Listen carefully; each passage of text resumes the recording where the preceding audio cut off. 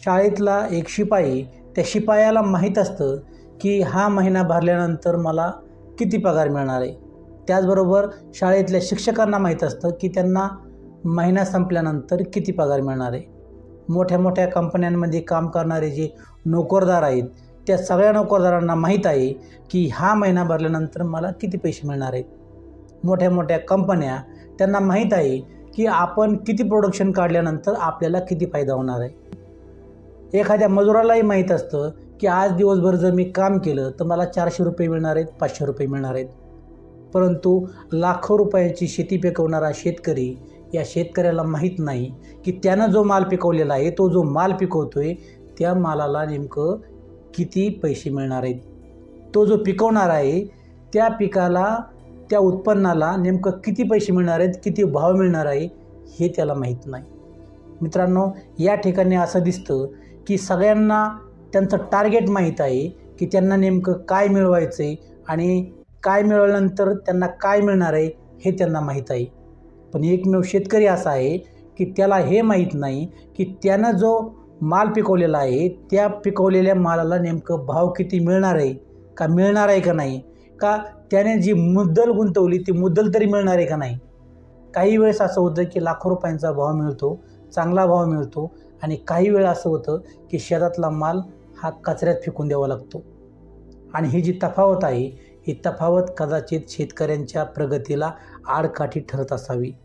आणि मित्रांनो, कारण ज्या ठिकाणी तुम्हाला टार्गेटच माहीत नाही, नेमकं तुम्हाला धावायचं आहे किती, तुम्हाला पळायचं आहे किती, तुम्हाला काय अचीव करायचं आहे आणि ते अचीव केल्यानंतर तुम्हाला काय मिळणार आहे हेच जर तुम्हाला माहीत नसेल तर तुम्ही धावताय कशासाठी, धावताय किती आणि धावणार तरी कुठपर्यंत हा प्रश्न निर्माण होतो।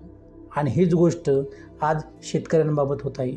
शेतकऱ्यांना मित्रांनो, त्यांचा जो माल आहे या मालाला नेमका भाव किती मिळेल याचाच अंदाज नाही, आणि याचाच अंदाज नसल्यामुळं आज शेतकरी हा निराश आहे, हा उदास आहे, आणि आपण सगळे शेतीविषयी उदासीन आहोत।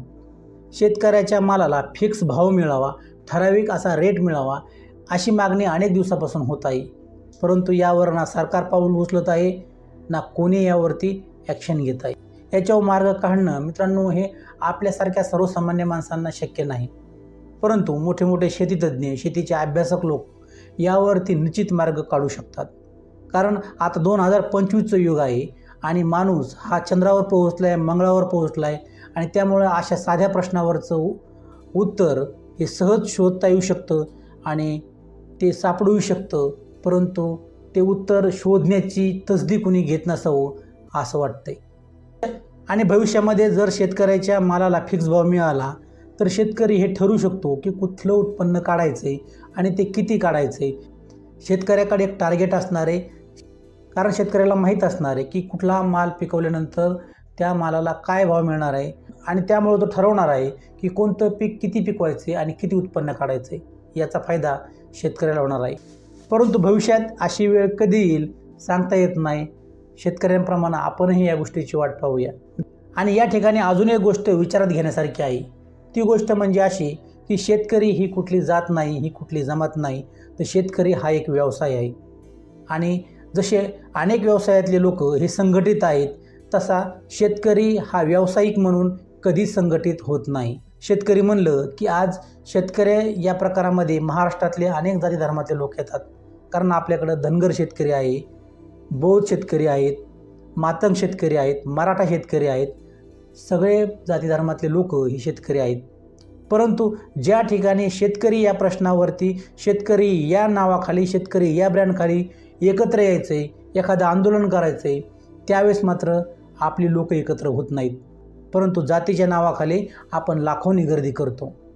जर एखाद्या विशिष्ट समाजाचं आंदोलन असेल तर त्या ठिकाणी लाखो करोडोनी गर्दी होते, पण शेतकऱ्यांचं आंदोलन असेल त्यावेळेस आपण गर्दी करत नाही, प्रशासनाला प्रश्न विचारत नाही, शेतकरी म्हणून आपण कधीच एकत्र येत नाहीत, आणि त्यामुळं आपल्या प्रश्नांमध्ये दिवसेंदिवस वाढ होत आहे। मित्रांनो, आजचा जो व्हिडिओ आहे हा फक्त याच विषयावरती बनवायचा होता, तो म्हणजे शेतकरी हताश आणि निराश का आहे। कारण शेतकऱ्याकडं टार्गेट नाही, शेतकऱ्याला माहीत नाही की त्यानं काय पिकवल्यानंतर त्याला काय मिळणार आहे आणि किती मिळणार आहे। आणि दुसरी गोष्ट म्हणजे शेती हा एक व्यवसाय आहे आणि शेतकरी व्यावसायिक म्हणून कधीच एकत्र येत नाही. या दोन गोष्टीमुळं आज शेतकरी हताश आहे आणि निराश आहे. तर मित्रांनो, आजचा हा छोटासा व्हिडिओ तुम्हाला कसा वाटला कमेंटमध्ये नक्की कळवा, लाईक करा आणि पुन्हा भेटूया आपण अशा एका नव्या व्हिडिओमध्ये. तोपर्यंत स्वतःची काळजी घ्या, आनंदात राहा, खुश राहा. धन्यवाद मित्र.